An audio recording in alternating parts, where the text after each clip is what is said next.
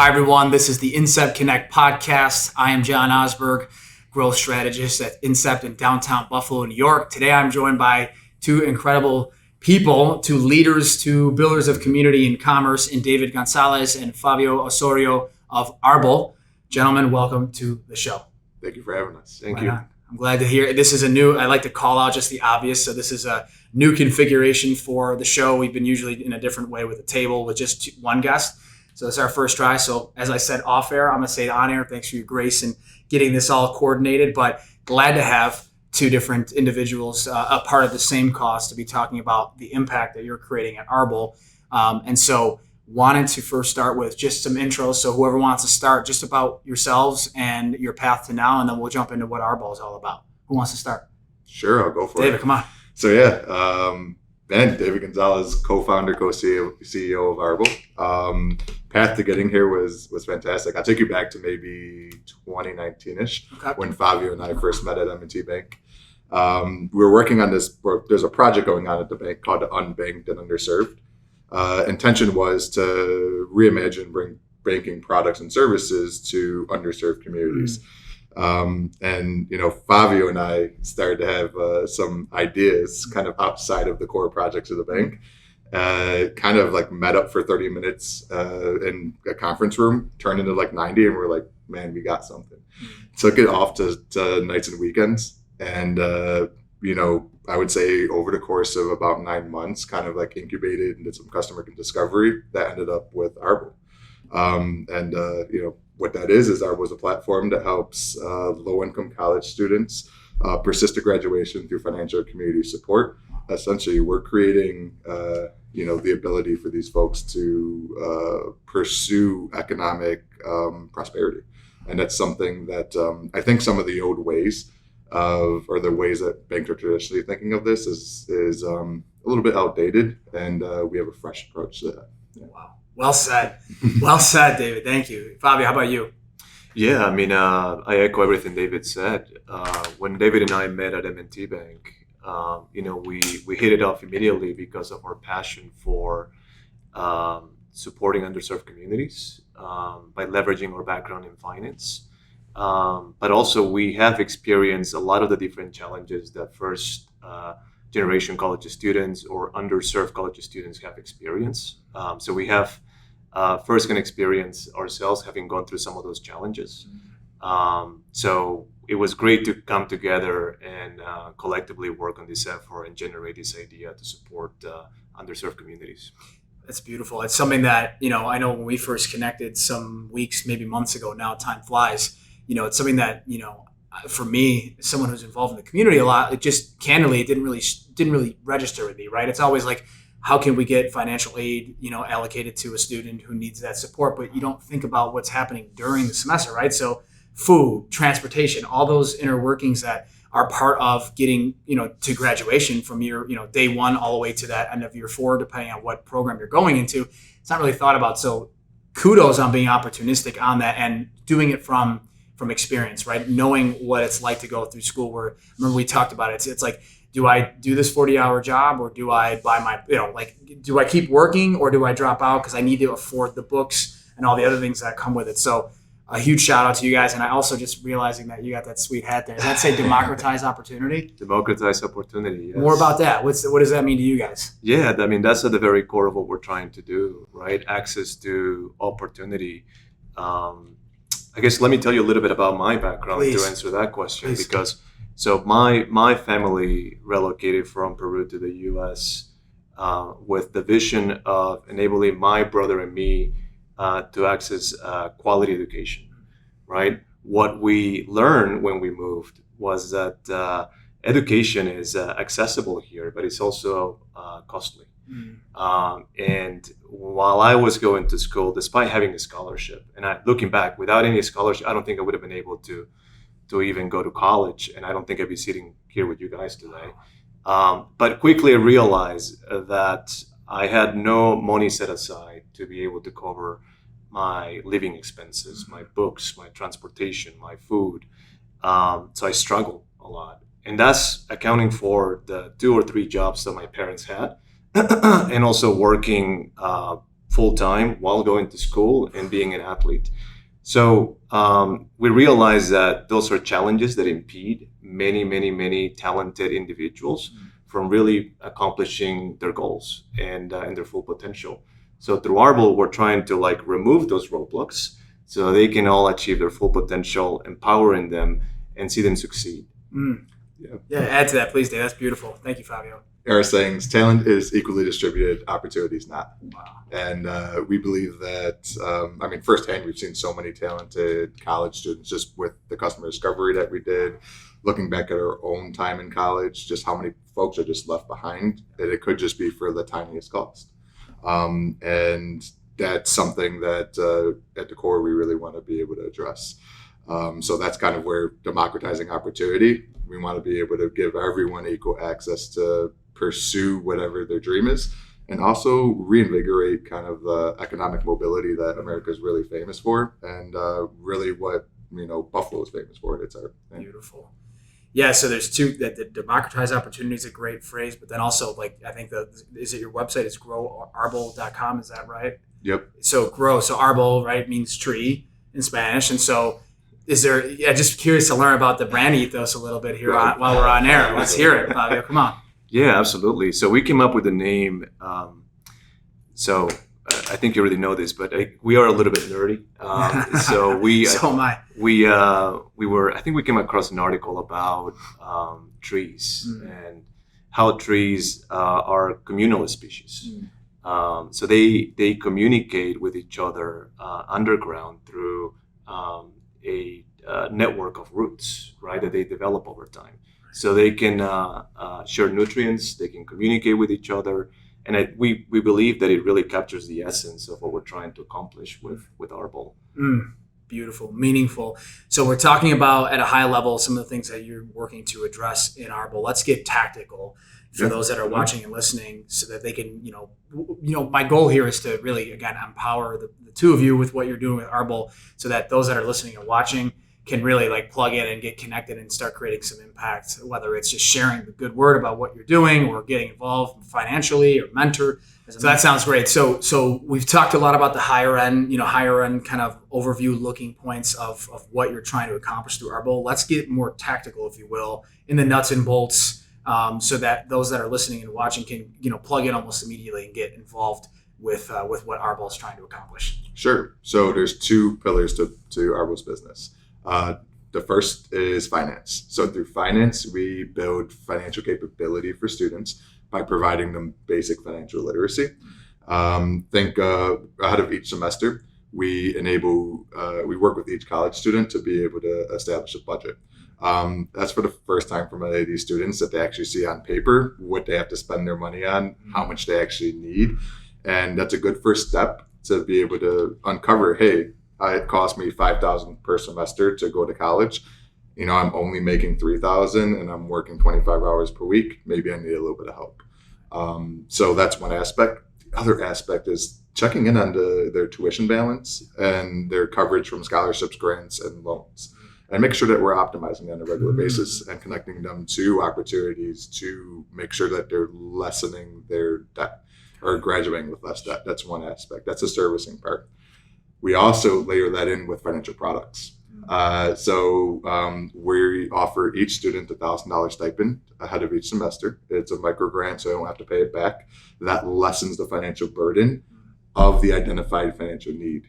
And then we also put that onto a debit card where has some basic restrictions. They can't go buy crypto or liquor or what have you, but they can go purchase their books, supplies, keep track of their money management, expense tracking, all of that type of stuff.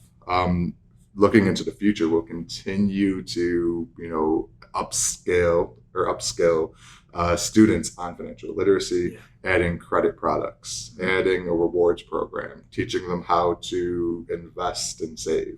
And those are things that, all the basics that college students need to be able to graduate, be successful as a young professional, and then work toward whatever dream they have. And we're bringing us back to the grassroots of banking for some extent. On the community side, we're also enabling a class of donors to be able to make small donations that create a big impact. as little as $25 a month. You can be a monthly donor and support, let's say Favio as a student, you can pay for his books for the year. Wow. All of those small donations make a big difference. And we're also enabling businesses to establish a brand and develop a talent pipeline. And that's kind of what we're really excited about recently, is we're starting to see local mid-sized businesses and even enterprise-sized businesses, want to sponsor a fund and say, hey, look, I'm going to put together a $50,000 fund. I'm going to support, 25 students per year and allow them to get behind the scenes access to know what it's like to work in hospitality or media or what have you. And that's where we're really starting to piece all those pieces together. So that's, I feel free to add that. Well said, man. Well summarized. I mean, one thing that I would add to that is, like, as a student, right, I get to keep you up to date about my progress, right? How the funds are actually helping me achieve the things that I've communicated to you as a donor that I'm trying to do.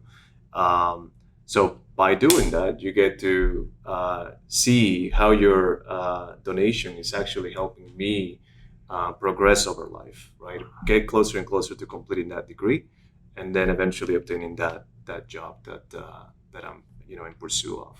Wow. The other thing that I would add to that is the two pillars that David talked about. They're very, very important, because we talked to many students, and one of the things that we learned is, yes, many of them want to understand what a budget looks like, right? Many of them want to understand what their overall finances look like. That's really valuable. But that alone is not enough to enable the student to actually complete their education, right? So that funding is vital for the student to actually be able to reduce that financial burden that they have. But that funding alone is also not enough to enable the student to understand how to go about using that funding. So those two need to go together. They have to make the magic work. Oh, it's beautiful. And the psychology of this too, right? That, again, as two individuals who've witnessed it, who felt it, I should say, not witnessed it, but maybe you have witnessed it, but have felt what it's like to have to decide, is it add more hours or do I have to leave college for a semester or whatever because I can't afford it? There's a psychology piece to this too, in that, you're providing that peace of mind, that reassurance, where the student is now not in class in their bio class thinking about, like, I got to work, till 1 a.m. tonight after I get out of class. Instead they're able to really get immersed in the educational experience to be the best that they can be. So I got goosebumps saying that's pretty cool, that, what impact you're having on these young people. And I'm going to ask you too, curious, as I say that organically, like, is there, like, are there restrictions too? Like, are you, if a non-traditional student is involved and needs support, like say a 40-year-old wants to go back to college, is that something that's also in consideration, or have you not gotten there yet? No, it's perfectly fine. Here's our requirements. We're targeting low to moderate income folks, or financially independent, meaning that you're not receiving any support from back home. We are prioritizing underrepresented classes, just to make sure we are creating that equal opportunity. And we just want to make sure that you're enrolled at a 4-year college. We're targeting freshmen and sophomores in college because we believe we can have the greater impact by starting early. But other than that, you meet those qualifications and you demonstrate that you're actively in school. We're gonna not just give you that $1,000 stipend ahead of one semester. It's going to be until you graduate, and we'll continue to take you from maybe financial literacy 101 to 501, and continue to expose you to more and more professional opportunities and build your network and connections. So we're really kind of like piecing all of those, or bringing all the pieces together for you to be successful and achieve whatever dream you want to. Such a holistic program that you're offering too. You're getting the community piece, the education piece, and then something we haven't gotten too deep on yet, which I'm curious to get to, but the mentorship piece too. I know it's something that, having those mentors involved, affording maybe some strategic, networking or door opening is such a big thing. It certainly has helped me in my career. I'm sure it's helped in your careers. I would just also note that I know we've talked, and I'm hopeful that we can keep moving the ball down the field with figure out how we can get more involved too, starting a fund.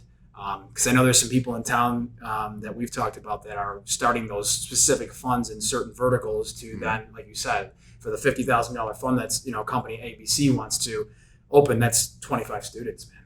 So I'm hopeful that we can keep moving the ball down the field there. But so to that point though, in the mentorship world, how does that all work? How does that weave in?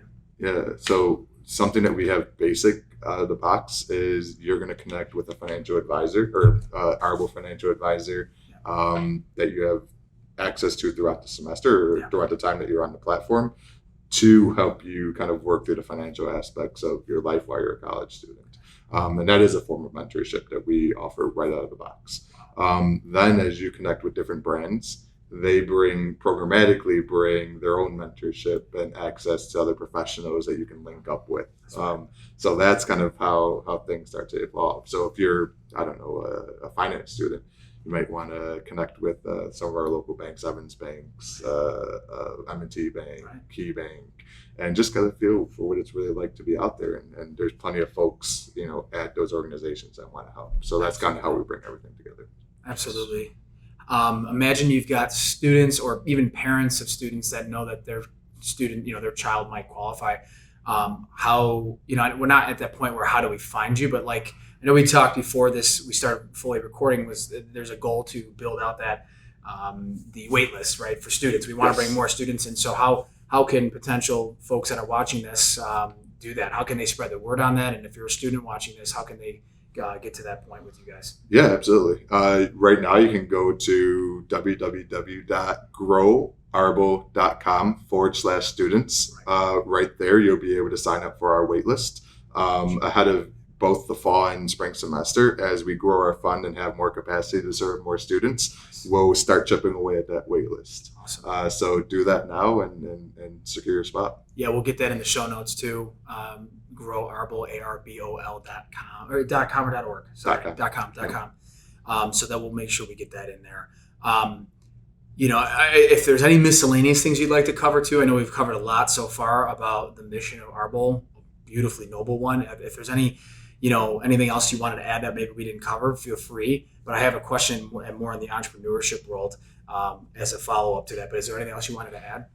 I would just say before we move on, we've been doing this for about a year, and we've been at it about full time since January. And I would say the most rewarding part has been the stories that we've been able, or just the impact that we've already been able to have with the students. And just a quick story, because there are two quick stories. No, there's no rush. Take your time. One is there's a student named Sarah. She's the first student that we worked with, just our best, back when it was just an idea. And we got to her through the Urban League of Rochester as a referral. And she had, a student from kind of like a modest lower income background. And she had 100% coverage with scholarships and grants. She was off at Washington University down in St. Louis, aspiring virologist, looking to cure the next pandemic. Like that's what she's doing. But when she went over there, during her freshman year, she had some turbulence. What her and her family weren't prepared for is the fact that she had to pay for books outside of her pocket, supplies, buy that first laptop, and then also transport herself between the different campuses across town. And, she was like, okay, let me go get a job. Mom and dad tried to piece together whatever savings they can kind of send her way, and they got by. But at the time, that was like the first time she was kind of rattled. GPA took a hit. Man, so we got connected in with her. And that's where the concept got proven out. We were able to find a few friends that were able to say, hey, we'll all chip in. She needed about $3,000. So 10 people were able to raise $3,000, put it right in her bank account. Ahead of this past spring semester, she bought all of her supplies on time, super settled in, super confident, and she's kind of back on track. So it was really cool to be able to see. She's like our proof of concept, and that was we love her. She's still working with us. That is so cool. And the other one, I think Favio can best tell this one, but we have Angela as well. Angela has a wonderful story. So Angela reached out to us, letting us know that she was 3 credits away from graduating from her program. Angela, by the way, she's originally from Zambia. She's a single mother who so she left her baby back in Zambia in pursuit of a better education, with the goal of completing her education in about 2 years, and 2 years became 4 years, so eventually she was able to meet her baby again here in the U.S. But when she reached out to us, she was 3 credits away from graduating. She was told that She had about $6,000 of fees, and she needed to cover that in order to graduate. So she reached out to us and was like, "Hey, is there anything that we can do?" So we, as a team, came together to find a way to support her. Through our network of donors, we were able to accumulate the funds. We met with Angela, created a budget, put all of that in place, and channel the resources that she needed so that she can re-enroll and complete her education. What's wonderful about this is how all of this came together, right? How we acted and together were able to support her so that she could re-enroll. But then immediately right after, right, she completed her degree and got a job. So now she's working full time while taking care of her baby, and now thinking about going back to school to pursue a master's. And she's a donor. Oh man! So now you see how it comes full circle. Yeah. That's talk about an absolute exercise in community, the support of community building is just, this is two beautiful stories right there. So wouldn't have been possible without Arbol. So appreciate the two of you taking that entrepreneurial leap of faith, right, to do this full time. And so that's a great segue. So thanks for sharing those stories. I should have just in the old noggin here, didn't calculate that in my head right, but I'm glad we had the miscellaneous kind of open air, because that was those were really impactful stories. That said, you're two entrepreneurs now. I know you've been a part. I know David too. You've had some startup experience. Favio, I know you've come from banking. I don't know if you've ever had a startup before this, but imagine you've got startup founders, entrepreneurs, whether they're current, aspiring. Maybe they were, but they got out of the game and took a corporate job again, but they want to get back into building something of their own.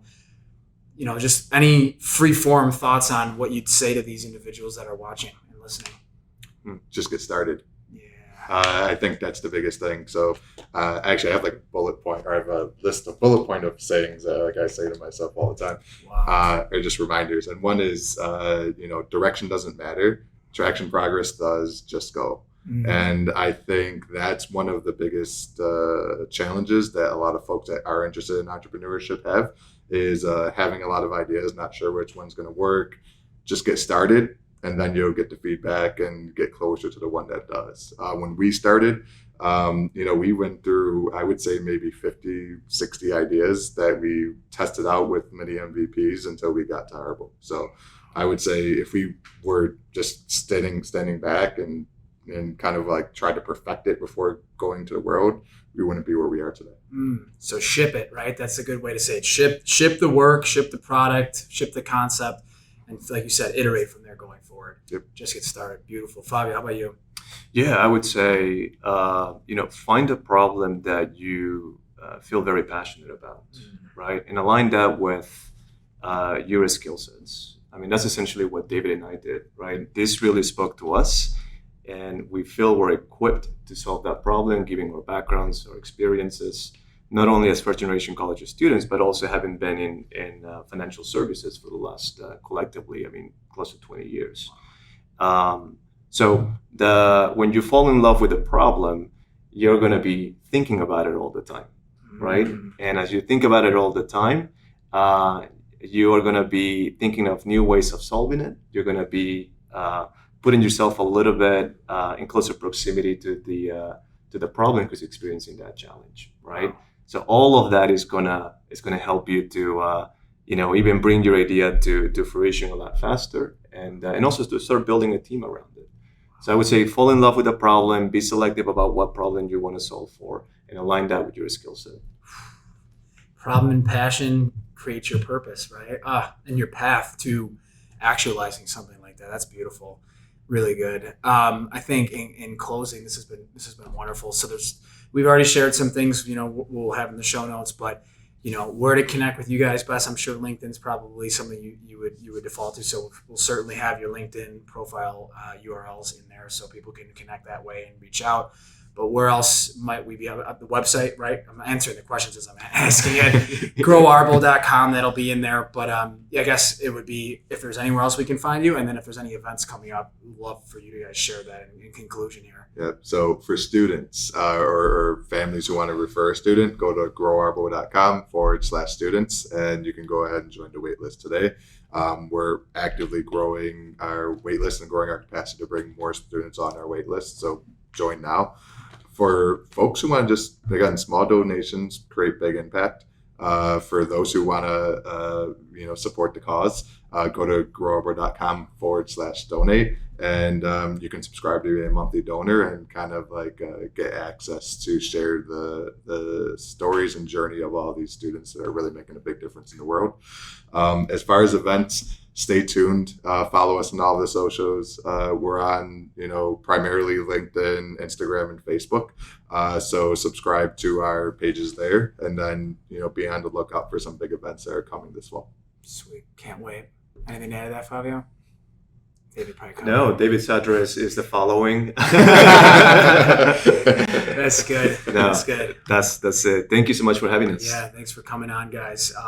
Looking forward to finding ways to continue to just collaborate. This was great to have you on the show with something that that you're doing that's so impactful.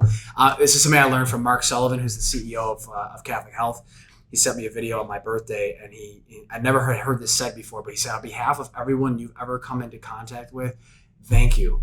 Thank you, thank you, thank you. The way he said that, it was so resonant because I've never heard that. So I'm going to say that to you guys. So on behalf of everyone that you've come into contact with, that you've impacted, I thank you on their behalf. And I myself too just love seeing people who are building communities. So big kudos. Favio, thanks so much for being here. Thank you for having us. David, good stuff.